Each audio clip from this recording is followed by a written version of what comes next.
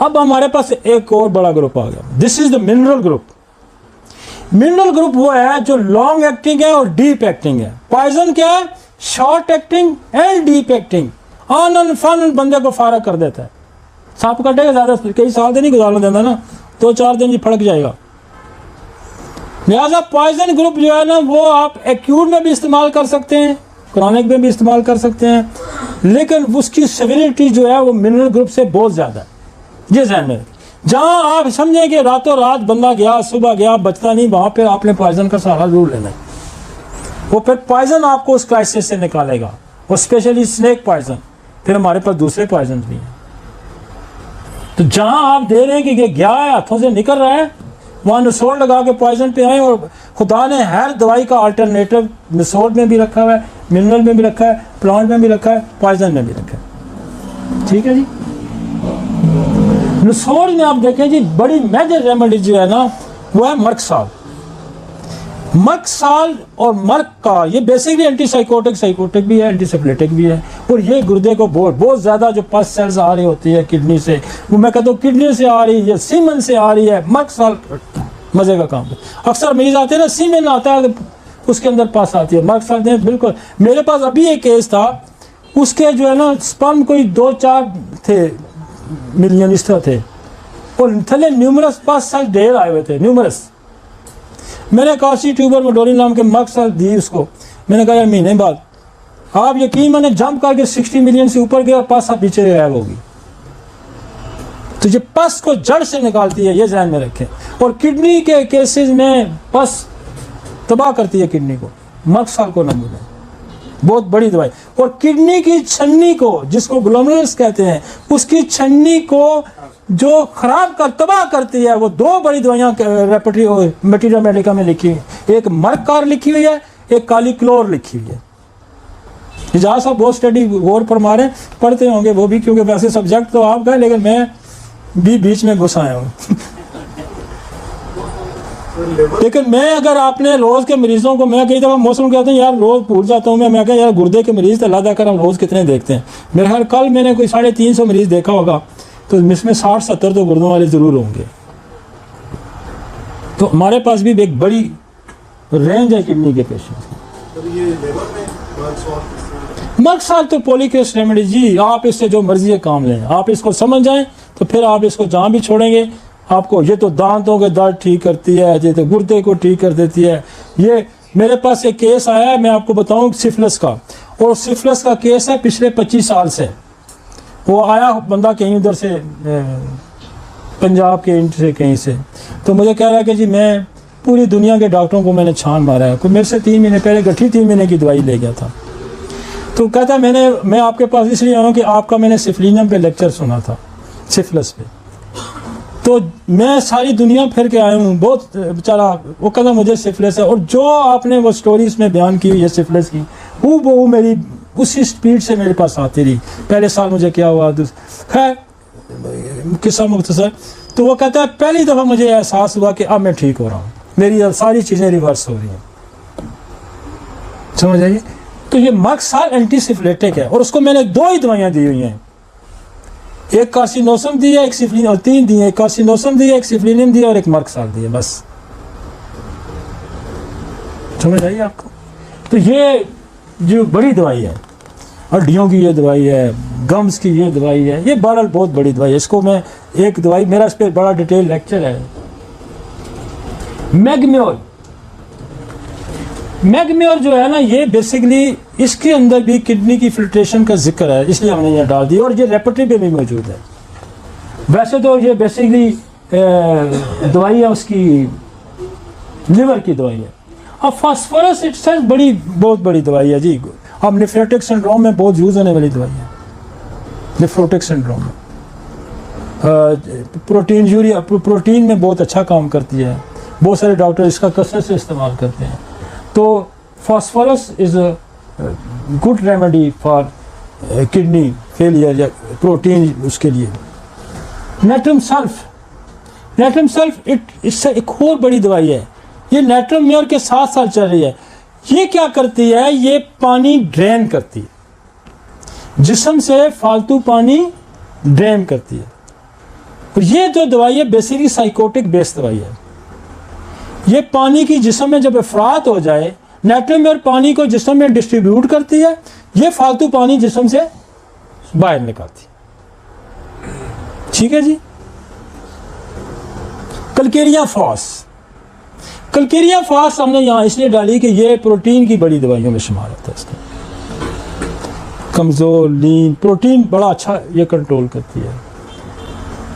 प्लम्बमेट हमने lead poisoning का मैंने जिक्र किया था आपके साथ। लेड पॉइजनिंग जो है बेसिकली ये हमारा काम ख़राब करती है। क्या काम ख़राब करती है? एक तो ऑर्गन्स को सुकेड़ती है और ट्रॉफी पैदा करती है, ऑर्गन का साइज कम करती है, सेल का साइज कम करती है। दूसरा इसका जो मेन एक प्रोसेस ये है कि वो लीड पॉइजनिंग जिनको हुई है कि जब ऑक्सीजन फेफड़े जहाँ से लेते हैं, फेफड़ों से अब जब ऑक्सीजन ब्लड लेता है, वो ऑक्सीजन जो ब्लड के साथ वहाँ हीमोग्लोबिन बनती है, उस प्रोसेस को ये रिस्ट्रिक्ट करता है। अब वहाँ ये प्रोसेस नहीं होगा तो क्या होगा? हीमोग्लोबिन कम बनेगा। कम बनेगा तो जब किडनी में पहुंचेगा तो कम मिकदार में होगा, तो कम मिकदार में होगा तो फिर क्या होगा? फिल्ट्रेशन का निज़ाम मजरू होगा। तो फिर क्या होगा? जब फिल्टर ही नहीं पूरा होगा तो फिर पॉइजनिंग होगी और क्या होगा? फिर वहाँ क्रिएटिनिन यूरिया बढ़ जाए। ठीक हो गया जी। लीड पॉइजनिंग हर दवाई पे थोड़ा थोड़ा कमेंट्स कर रहा हूँ मैं, और किडनी से रिलेटेड कर रहा हूँ। आगे चले। टीएनटी अगेन जो ब्लड को रिड्यूस करेगी, आरबीसीज तोड़ेगी। जब आरबीसीज तोड़ेगी तो क्या होगा? वहाँ हिमोलाइटिक एनीमिया हो जाएगा, खून की कमी हो जाएगी। खून की कमी हो जाएगी तो फिर भी गुर्दों में खून की सप्लाई पूरी नहीं पहुँचेगी, और जब गुर्दों में खून की पूरी सप्लाई नहीं होगी, फिल्ट्रेशन नहीं पूरी होगी, तो फिर क्या होगा? क्रिएटिनिन यूरिया बढ़ जाएगा। तो हमें ब्लड की केमिस्ट्री पे भी गौर करना है, इसलिए फौरी तौर पे टेस्ट कराए जाते हैं। क्या? ब्लड सीपी और किडनी का। आपने अक्सर पेशेंट में ये देखा होगा कि उनका ब्लड लेवल नीचे गिर जाता है 7, 8। अब वहाँ जहाँ ये टीएनटी सपोर्ट करेगी, वहाँ आपको लिथियम लेसिथिन सपोर्ट करेगी, वहाँ आपको वनेडियम सपोर्ट करेगी। ठीक हो गया जी। आगे चलते जाए, आगे चल यार।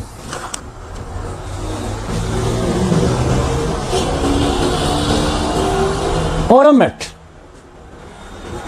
डॉक्टर नूर मोहम्मद पता क्या कहता था? ये कमांडर है सारे मिनरल का। जोर साहब कहते होते थे कि नूर मोहम्मद को पूछते थे हमने कि ये क्यों उतना औरमेट का आप इस्तेमाल करते हैं, तो कहता है ये कमांडर है, ये सारे मिनरल की कंपोजिशन को दुरुस्त रखता है। लिहाजा जब मायूसी होती है मरीज़ में, ये टेम्परामेंटल दवाई भी है और ये नर्वस मेडिसिन की भी दवाई है, ये एंटीसिफ्लेटिक भी दवाई है। जब पेशेंट बहुत डिप्रेस होगा, बहुत मायूस होगा, तो गाय बगाए उसको औरमेट का इस्तेमाल करते। नेटिव में पीछे डिस्कस कर चुका हूँ। सल्फर एंटीसोरिक है, और कैंट इसके बारे में ये लिखता है कि अगर कोई ये ऐसी दवाई है जिसको कोई अगर गलत भी इस्तेमाल करता है तो मैं ये नहीं कह सकता कि तूने इसको गलत इस्तेमाल। इतनी हज़ारा हाँ इसके अंदर सिम्टम मौजूद है, और ये एंटीसोरिक है। जब आप कहीं फंसते हैं तो एक आध डोज सल्फर की लगाएं, बिल्कुल 30 में लगाएं तो केस क्लियर कर देगा, ज़्यादा ऊपर जाने की भी ज़रूरत नहीं। मैं हमेशा जब फंसता हूँ किसी केस में तो फिर सल्फर 30 लगाता हूँ, मसला हल हो जाता है। Calcarea ars, calcarea ars liver की भी दवाई है, तिल्ली की भी दवाई है और किडनी की भी दवाई है। बड़ी मज़े की दवाई है और नर्व्स की दवाई है। हम इसको क्या, हम फिट्स में इसको इस्तेमाल करते हैं। हम जहाँ जिगर बड़ा हो, लिवर इनलार्जमेंट हो, स्प्लीन इनलार्ज हो, हम इसको यहाँ इस्तेमाल करते हैं। हम इसको प्रोटीन में इस्तेमाल करते हैं। तो 3 जगह मेरे पास कलकेरिया जो आर्स है इस्तेमाल होती है।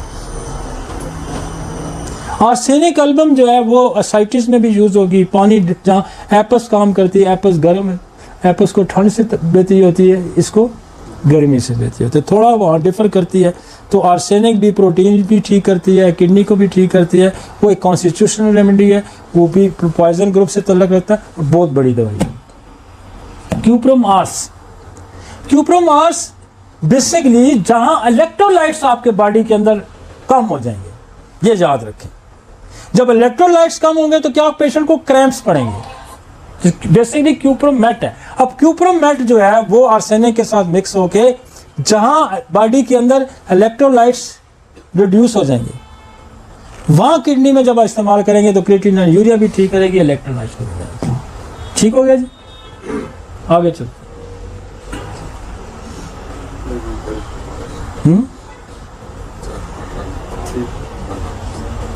आगे चलते हैं, वक्त का मुकाबला सख्त है भाई। कॉलीआर्स, ये भी मिनरल ग्रुप से इसका ताल्लुक है, बहुत बड़ी दवाई है, स्किन की सप्रेशन में काम आएगी।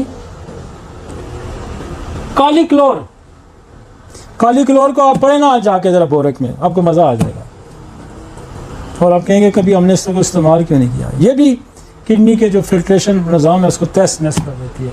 ये भी क्रिएटिनिन यूरिया को बेसिकली ये वो छन्नी जो है, छन्नी को तो बनाता है कालीक्लोर, ये और मर्काल। और पढ़े, इस पे बहुत अच्छा लिखा हुआ है बोरक। मैं वो इसको एक एक दो दो लाइनों से क्लियर। काली कार्ब, अब काली कार्ब जो मैंने आगे जिक्र कर चुका हूँ, जहाँ वाइटल फ्लूइड, जैसे बच्चे जन्ने के बाद औरतों के गुर्दे फेल हो गए, बच्चा जना जो टेस्ट कराया रीनल फेलियर, वहाँ काली कार्ब, वहाँ सेट्रोनेशियम कार्ब, वहाँ चाइना, वहाँ पायरोजीना। तो ये काली कार्ब अब मैं इसको बेशुमार जगह गुर्दे में हम यूज़ करना शुरू हो गए। जहाँ मुझे लगता है कि औरत वीक है, इसको कोई बच्चे जन्ने के साथ या किसी का वाइटल फ्लूइड, मर्द भी ऐसे आते हैं जो उनको बहुत ज़्यादा सेक्सुअल एक्टिविटी वीकनेस हो जाती है तो वो गुर्दे ख़राब हो सकते हैं। तो काली कार्ब एक आध डोज हम लगाते हैं, CM की केस जो है ना निकल जाता है। जेडी अभी मेरी एक्सपीरियंस में चल रही है और मैं रोज़ 2 4 5 मरीज़ों को दे रहा हूँ कि जो ये स्टोन है, और ये जो स्टोन है ये बेसिकली किडनी स्टोन को तोड़ता है, रिमूव करता है। और उसको उसमें लिखा है कि ये किडनी स्टोन की वजह से या किडनी की वजह से कोई भी कॉम्प्लिकेशन आती है उसको ये ठीक करती है। हम पिछले 2-3 महीने से उसको यूज़ कर रहे हैं और इसके बेहतर रिजल्ट जो है ना कुछ अर्से बाद आ जाएंगे तो आप आपके सामने रखेंगे।